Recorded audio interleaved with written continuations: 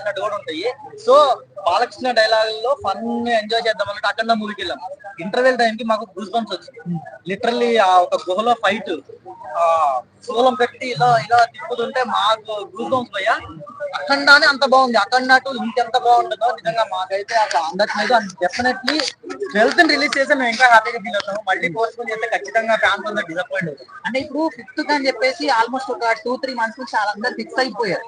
So ఇప్పుడు ఆ రోజుకి ఫ్లెక్సీలు కానీ ఇవన్నీ కూడా ఏర్పాట్లు చేసుకున్నారు. సో అవన్నీ కూడా వేస్ట్ అయిపోయినాయి అని చెప్పేసి అలా డిసప్పాయింట్ అయ్యారు. అంత హైప్ కూడా కొంచెం తగ్గింది అని చెప్పేసి అంటున్నారు. హైప్ అంటే ఒకటి బ్రదర్, ఎప్పుడైనా సరే వన్స్ ఒక డేట్ ఫిక్స్ అయిన తర్వాత, రిలీజ్ డేట్ అనౌన్స్ చేసిన తర్వాత ఆ డేట్ కి సినిమా రిలీజ్ కాకపోతే 100% ఫ్యాన్స్ అందరూ డిసప్పాయింట్ అవుతారు. కానీ ఆ పోస్టర్లు వేస్ట్ అవడం అనేది కానీ, లేకపోతే వాళ్ళకి వేసిన బ్యానర్స్ వేస్ట్ అవడం అది జరగని పని.